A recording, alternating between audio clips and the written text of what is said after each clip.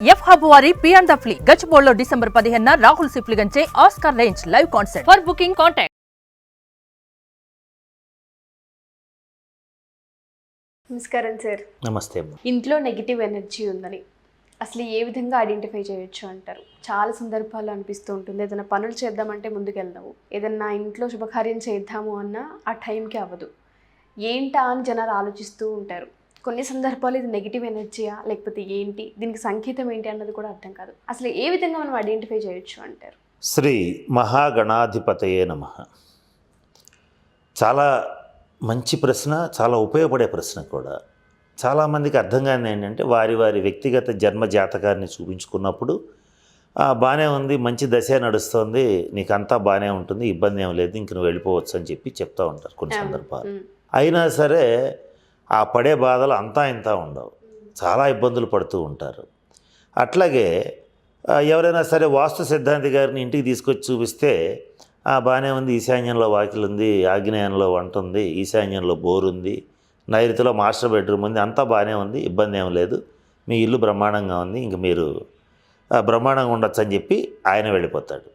కానీ అక్కడ ఆ ఇంటి యజమానులు, ఆ ఇంట్లో ఉన్నటువంటి వారు కూడా చాలా రకాల బాధలు పడుతూ ఉంటారు. అయితే దానికి కారణం నెగిటివ్ ఎనర్జీ అని చెప్పి మనం ఏదైతే అనుకుంటున్నామో ఆ నెగిటివ్ ఎనర్జీని గుర్తించటం ఎట్లాగా.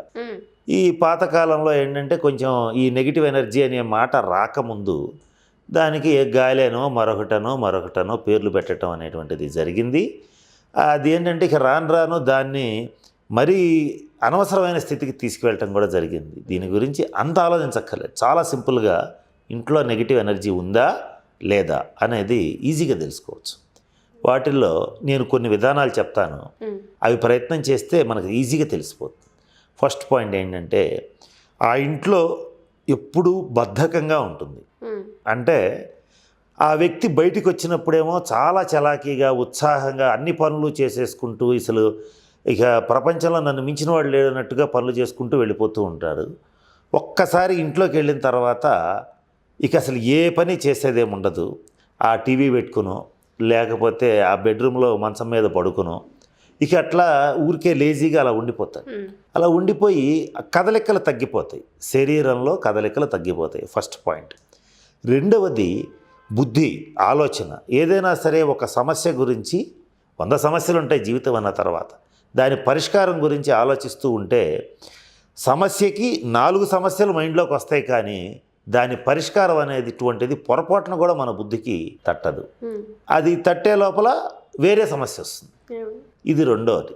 మూడవది ఏంటంటే ఇంట్లో కుటుంబ సభ్యులందరూ ఓ చోట కూర్చుని, ఓకే ఇప్పుడు మనకి ఇంత అప్పు ఉంది, లేదా భార్యాభర్తలు కానీ కూర్చుని ఇంత అప్పు ఉంది, దీన్ని తీర్చాలంటే ఇలా చేయాలి, నెక్స్ట్ ఇలా చేసుకోవాలి, లేదా నెక్స్ట్ ఈ వ్యాపారం మొదలు పెట్టాలి, లేదా ఈ వ్యాపారాన్ని ఇలా ముందుకు తీసుకువెళ్ళాలని కూర్చుని మాట్లాడుకోవటం మొదలుపెట్టారనుకోండి, ఇక ఆ ఇంట్లో పెద్ద గొడవ అవుతుంది. తరచుగా ఘర్షణలు పడుతూ ఉంటారు. ఆ ఘర్షణలకి కారణం ఉండదు. గతంలో 10 ఏళ్ల క్రితం 15 ఏళ్ల క్రితం జరిగిన అంశాలను కూడా తవ్విపోసేసుకుంటుంటారు. అనవసరమైనటువంటి డిస్కషన్స్ వస్తుంటాయి. అలా వచ్చి సహజంగానే ఆ డిస్కషన్ తేలకుండానే, ఆ సమస్య పరిష్కారం కాకుండానే ఎవరి దారిని వాళ్ళు బయటికి వెళ్ళిపోతారు. ఇలా జరుగుతుంది. కొన్ని సందర్భాల్లో ఇది ఒక 50% జరుగుతుంది. ఇల్లు అంతా కామ్గా ఉంటుంది, రాత్రిపూట అంతా నిశ్శబ్దంగానే ఉంటుంది. కానీ ఇక్కడ ఉత్తరం వైపు వాకిలి కానీ సందు కానీ ఉన్నా, లేదా ఇంటికి గనక ప్రహరీ గోడ అవతల ఉండే ఏదైనా సరే, అంటే ఇండివిజువల్ హౌస్ అయితే ప్రహరీ గోడకి ఇంటికి మధ్యలో కానీ, అపార్ట్మెంట్స్ కనుక అయితే ఈ సింహద్వారానికి ముందున్నటువంటి ఈ చుట్టుపక్కల ఉన్నటువంటి కారిడార్స్లో కానీ గజ్జెల శబ్దం వినిపిస్తుంది. అంటే గజ్జెలు వేసుకుని నడుస్తున్నట్టుగానో పరిగెత్తుతున్నట్టుగానో అనిపిస్తుంది. అలా ఉన్నా ఆ ఇంట్లో నెగిటివ్ ఎనర్జీ ఉన్నట్టు లెక్క. ఇట్లా అనేక రకాలుగా కనపడుతుంటాయి. ఇంకొక విధానం ఏంటంటే పసిపిల్లలు తరచుగా ఏడుస్తూ ఉంటారు. చిన్నపిల్లలు తరచూ ఏడుస్తూ ఉంటారు, తరచూ అనారోగ్యానికి గురవుతూ ఉంటారు. అలాగే పెట్స్, పెంపుడు జంతువులు తరచూ అనారోగ్యానికి గురవుతూ ఉంటే ఆ ఇంట్లో నెగిటివ్ ఎనర్జీ ఉన్నట్టు. ఇంకా చెప్పాలంటే ఒకవేళ పెంపుడు జంతువులు కనుక సడన్గా అంటే వయసు అయిపోయి చనిపోవటం వేరు, సడన్గా కనుక చనిపోయేటట్లయితే ఆ ఇంట్లో నెగిటివ్ ఎనర్జీ ఉందని అనుమానించవలసి వస్తుంది. ఇట్లా అనేక రకాలుగా ఈ నెగిటివ్ ఎనర్జీని మనం గమనించవచ్చు. సర్వసాధారణంగా మనం గమనించేటువంటి అంశాలు ఇవి. వీటిలో ఏ ఒక్కటున్నా లేదా 4-5 ఉన్నా నెగిటివ్ ఎనర్జీ ఉన్నట్టుగా భావించి దాన్ని పంపించే మార్గం చూడాలి.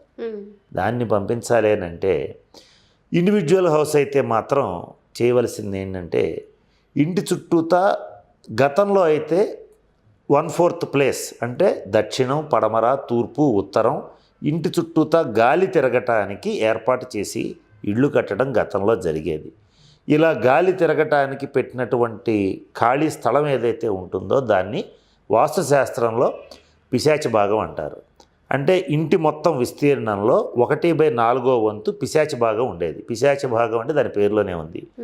ఈ గాలి అనేటువంటిది ఇంటి చుట్టూతానే తిరగాలి కానీ ఇంటి లోపలికి ప్రవేశించరాదు అని చెప్పి చుట్టూతా ఖాళీ వదిలిపెట్టి హౌస్ అనేటువంటిది కన్స్ట్రక్షన్ చేసేవాళ్ళు.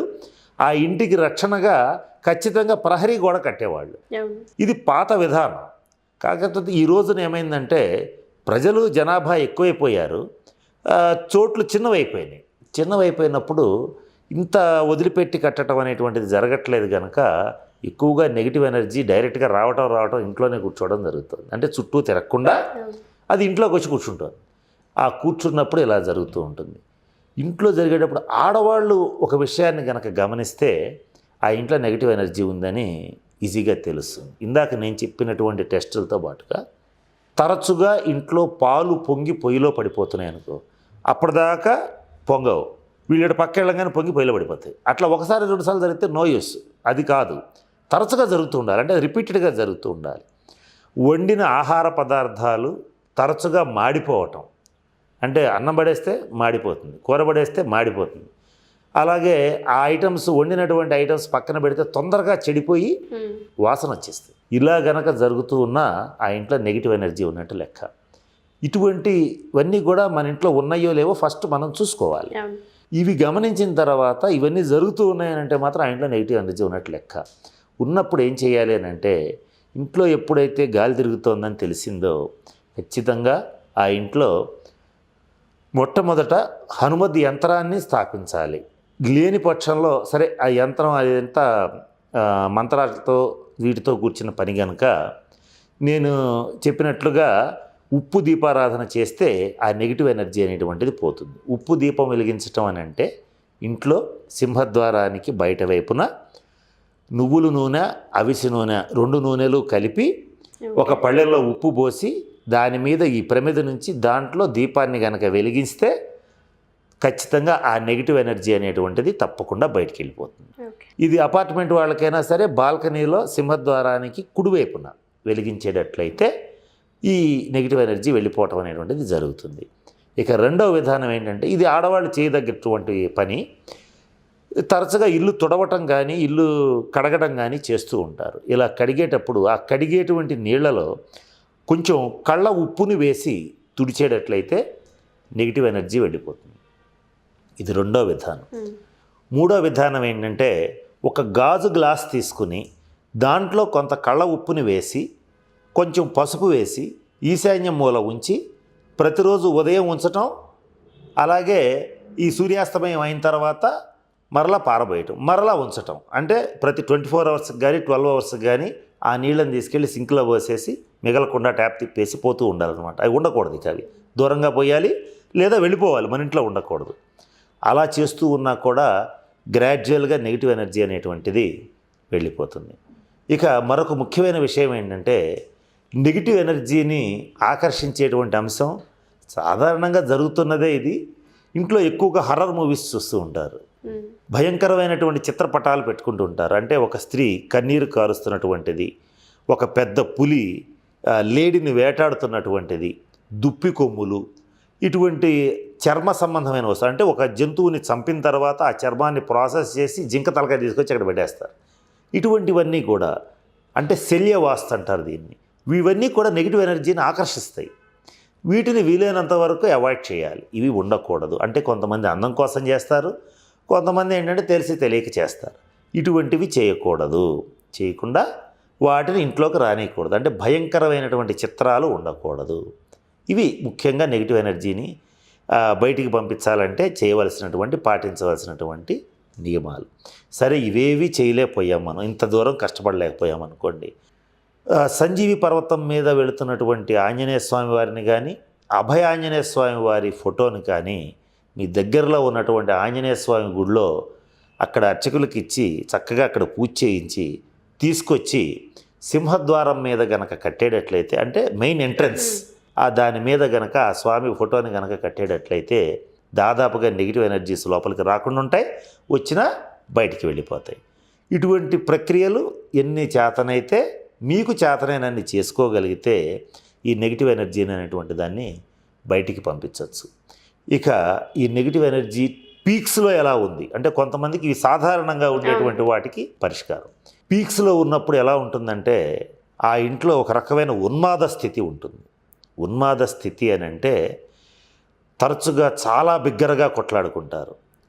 వైఫ్ అండ్ హస్బెండ్ మధ్య తీవ్రమైన వాగ్వాదాలు జరుగుతాయి. ఆ వాగ్వాదాలకి అంత ఉండదు, కంటిన్యూస్గా జరుగుతూనే ఉంటాయి. కొన్ని సందర్భాల్లో చాలా స్పీడ్గా డైవర్స్కి కూడా వెళ్ళిపోతారు. సరే, డైవర్స్కి వెళ్ళిపోయిన తర్వాత ఆ ఇంట్లో ఉన్న స్త్రీ కానీ పురుషుడు కానీ బాగుంటారా అంటే వ్యసన పరులైపోతారు. అంటే మందు తాగటం ఇటువంటివి జరుగుతాయి. నెగిటివ్ ఎనర్జీ ఉన్న చోట మాంసభక్షణ, అంటే జనరల్గా వెజిటేరియన్స్ ఉంటారు, నాన్ వెజిటేరియన్స్ ఉంటారు. కొన్ని కులాల వాళ్ళు నాన్ వెజిటేరియన్ తీసుకోరు, కొన్ని కులాల వాళ్ళు నాన్ వెజిటేరియన్ తీసుకుంటారు. అది వాళ్ళకి పైనుంచి వస్తున్నటువంటి విధానం. నాన్ వెజ్ తీసుకోవటం వేరు, ప్రతినిత్యం నాన్ వెజిటేరియన్ తీసుకోవటం వేరు. అంటే ప్రతిరోజు మాంసభక్షణ చేయటం, మద్యపానం చేయటం, ఇటువంటివి అంటే మిగిలిన వ్యసనాలు ఉండటం, అలాంటివి జరిగే చోట్ల ఖచ్చితంగా నెగిటివ్ ఎనర్జీ ఉంటుంది. ఆ ఇళ్లలో అది కూడా జరుగుతుంది. అంటే వైఫ్ అండ్ హస్బెండ్ విడిపోయారు, భర్త ఉన్నాడు అనుకోండి, ఆ ఇల్లు భర్త పేరు మీద ఉంది, అతను ఉండిపోతాడు, ఆమె వెళ్ళిపోతుంది. ఇతను అప్పటికైనా ప్రశాంతంగా ఉండాలిగా, ఆమె పడలేదంటే ఉన్నాడంటే ఉండడు. ఈ పనికిమాలిన పనులన్నీ జరుగుతూ ఉంటాయి. ఇంకాస్త పతనం అయిపోతూ ఆర్థికంగా పతనం అయిపోతాడు, ఆరోగ్యంగా పతనం అయిపోతాడు. ఇది తీవ్రమైన నెగిటివ్ ఎనర్జీకి నిదర్శనం. ఇంత తీవ్రమైన నెగిటివ్ ఎనర్జీ ఉన్నప్పుడు మాత్రం దానికి సపరేట్గా కొన్ని యంత్ర ప్రతిష్టతోనే దాన్ని బయటికి పంపించడం అనేటువంటిది చెయ్యాలి. చేస్తేనే అది బయటికి పోతుంది. మామూలు నేను ఇందా చెప్పినవన్నీ సాధారణమైనటువంటివి, అంటే జనరల్గా వచ్చేటువంటి సమస్యలు. ఆ సమస్యలు అలా పంపించవచ్చు. ఇట్లా తీవ్రమైనవి కొన్ని చోట్ల ఏమవుతుందంటే, ఉన్నట్టుండి ఆ ఇంట్లో సంపాదించే వ్యక్తి కానీ, జాతకం బలహీనంగా ఉన్న వ్యక్తి కానీ సడన్గా సిక్ అవుతారు, అంటే అనారోగ్యవంతులు అవుతారు. అది కూడా చాలా తీవ్రమైన అనారోగ్యం వస్తుంది. ఆ అనారోగ్యం ఇంకా తగ్గదు, మంచానికి అంటుకుపోయి ఉంటారు. వాళ్ళ మీద కూడా తీవ్రమైన నెగిటివ్ ఎనర్జీ పనిచేసింది అనేటువంటిది మనం అర్థం చేసుకోవాలి. ఇలా చేసినప్పుడు కూడా కొన్ని జాగ్రత్తలు తీసుకోవాలి. ఎవరైనా సరే ఇట్లా దీర్ఘ రోగులు గనక ఇంట్లో బెడ్ మీద ఉండేటట్లయితే వాళ్ళు చేయాల్సిన పని ఏంటంటే, ప్రతినిత్యం ఒక ప్లేట్లో కళ్ళ ఉప్పుని తీసుకుని, మళ్ళా చెప్తున్నాను, iodized salt, Tata salt, captain cook ఇలాంటివి తీసుకోవద్దు. స్వచ్ఛమైనటువంటి సముద్రపు ఉప్పుని తీసుకుని పళ్ళెల్లో ఉంచి, ఎవరైతే దీర్ఘరోగులు ఉంటారో వారి మంచం కింద పెట్టి 24 అవర్స్ అయిన తర్వాత మళ్ళీ ఆ ఉప్పుని తీసుకెళ్ళి ఎవరు తొక్కని చోట లేదా సింక్లో పోసేసి నీళ్లు తిప్పేయటము, అది తొక్కకూడదు. తీసేసి మారుస్తూ ఉంటే ఆ దీర్ఘరోగులు గ్రాడ్యువల్గా ఆ అనారోగ్యం నుంచి బయటపడతారు. నెగిటివ్ ఎనర్జీ గ్రాడ్యువల్గా వెళ్ళిపోతూ ఉంటుంది. ఇటువంటి జాగ్రత్తలన్నీ కూడా తీసుకోవాలి. ఇంతకు మించిన నెగిటివ్ ఎనర్జీ ఉంటే మాత్రం అది అందంత మాత్రంగా పోదు, అప్పుడు మనమే ఖాళీ చేసి బయటికి వెళ్ళాల్సి ఉంటుంది. అవి చాలా తీవ్రంగా ఉంటాయి. అవి కొన్ని చోట్ల మేము చూడటం జరిగింది. అంటే ఎవరైతే బలవన్మరణం చెందుతారో, ఆ ఇంట్లో బలవన్మరణం చెందినటువంటి వాళ్ళు, అంటే ఉరేసుకుని కానీ, అంటే ఆత్మహత్య చేసుకోవటం, పురుగుల మందు తాగి కానీ, హార్పిక్ తాగి ఇట్లాంటి తాగేసి చనిపోయి ఉంటారో, అటువంటి చోట తీవ్రమైన నెగిటివ్ ఎనర్జీ ఉంటుంది. ఇటువంటి ఉన్న చోట మాత్రం ముందు మనం ఖాళీ చేసి బయటికి వెళ్ళటం అనేటువంటిది మంచిది. దాని ప్రభావం ఒకవేళ ఉండేటట్లయితే చాలా తీవ్రంగా ఉంటుంది కనుక కొంచెం జాగ్రత్తగానే ఉండాలి. అది కొంచెం ఎక్కువ ఇబ్బంది పెట్టే అవకాశాలు ఉంటాయి. అది వాస్తుశాస్త్రరీత్యా కానీ, సహజంగా ఆ ఇంటికి వెళ్ళినప్పుడు కానీ తెలుస్తుంది అంటే తప్పకుండా తెలుస్తుంది. ఇప్పుడు మనం ఒంటరిగా శ్మశానానికి వెళ్ళామనుకోండి, అక్కడ కూర్చోగలమా? కాసేపు కూర్చున్నాడికి కొంచెం భయంగా, అనీజీగా, ఏంటో ఒక రకంగా ఉంటుంది వాతావరణం. ఎంత ధైర్యవంతుడికైనా, ఎంత హేతువాదికైనా శ్మశానంలో ప్రశాంతంగా నేను పడుకుంటాను, నేను హాయిగా ఉన్నాను ఇక్కడ అని చెప్పలేడు, అది జరగదు. తీవ్రమైన అలజడికి గురవటం అనేది జరుగుతుంది. అదే దైవభక్తి లేనివాడైనా సరే దేవాలయానికి వెళ్ళి కూర్చుంటే మనసు ప్రశాంతంగా ఉంటుంది. అతను దేవుడికి దండం పెట్టకపోయినా అది వ్యక్తిగతమైనటువంటి విషయం. ప్రశాంతత ఉంటుంది. అంటే ఇక్కడ నెగిటివ్ ఎనర్జీ ఉంటుంది, ఇక్కడ పాజిటివ్ ఎనర్జీ ఉంటుంది. ఆ ఎనర్జీని మన పంచేంద్రియాలు, మన 72,000 నాడులు ఇవన్నీ కూడా సెన్స్ చేయగలుగుతాయి. కాకపోతే దాన్ని ఒప్పుకుంటామో ఒప్పుకోమో అనేది సెకండ్ ఇష్యూ. అది ఎవరి వ్యక్తిగతం వాళ్ళది. ఒప్పుకున్నంత మాత్రాన గొప్పవాళ్ళు కాదు, ఒప్పుకోనంత మాత్రాన తప్పు కాదు. ఎవరి అభిప్రాయం వాళ్ళది. ఇటువంటివి బయటపడాలి అని అనుకుంటే మాత్రం నేను చెప్పినటువంటి విధానాలు తప్పనిసరిగా పాటించండి. ముఖ్యంగా ఈ నెగిటివ్ ఎనర్జీని పోగొట్టాలంటే ప్రతినిత్యం ఇంట్లో దీపారాధన చేయాలి. అలాగే ముఖ్యంగా చేయగలిగితే గుమ్మడికాయని మనం ముందు కడతాం. కట్టినప్పుడు అది తొందరగా కుళ్ళిపోతుంటుంది. తొందరగా కుళ్ళిపోతున్నా కూడా నెగిటివ్ ఎనర్జీ ఉన్నట్టే. అంటే ఆ గుమ్మడికాయకి లైఫ్ టైం ఉంటుంది కదా, ఒక 3 నెలలో 4 నెలలో 6 నెలలో ఉండదు, అది వెంటనే కుళ్ళిపోతుంది. మనం కొబ్బరికాయ ఇంట్లో కొడుతున్నాం అనుకోండి, తరచుగా కుళ్ళిపోతుంటుంది. ఇలా జరిగినా కూడా నెగిటివ్ ఎనర్జీ ఉన్నట్టు. అప్పుడు మనం ఏం చేయాలంటే ఈ గుమ్మడికాయని మార్చాలి. ఎన్నిసార్లు మార్చాలి అంటే అది నిలబడేదాకా మార్చాలి. ఎప్పుడు మార్చాలి? అమావాస్య రోజున మార్చాలి, లేదంటే ఆదివారం నాడు మార్చాలి. ఇవి రెండు కలిసి వస్తే ఇంకా మంచిది ఇటువంటి తంత్ర ప్రక్రియలకి. అటువంటి తంత్ర ప్రక్రియలకి ఈ రెండు మార్చగలిగితే తప్పకుండా మంచి శుభ ఫలితాలు ఉంటాయి. దృష్టి తీసి ఎర్ర గుమ్మడికాయని పగలగొడుతూ ఉంటారు. అంటే ఆ ఇంటి చుట్టూతా ఎర్ర గుమ్మడికాయతో దృష్టి తీసి దూరంగా ఎవరో తొక్కని చోట పగలగొట్టినా నెగిటివ్ ఎనర్జీ బయటికి వెళ్తుంది. అంటే దాన్ని ఆశించుకుని బయటికి వెళ్తుంది అన్నమాట. ఇలా చేసుకోవాలి.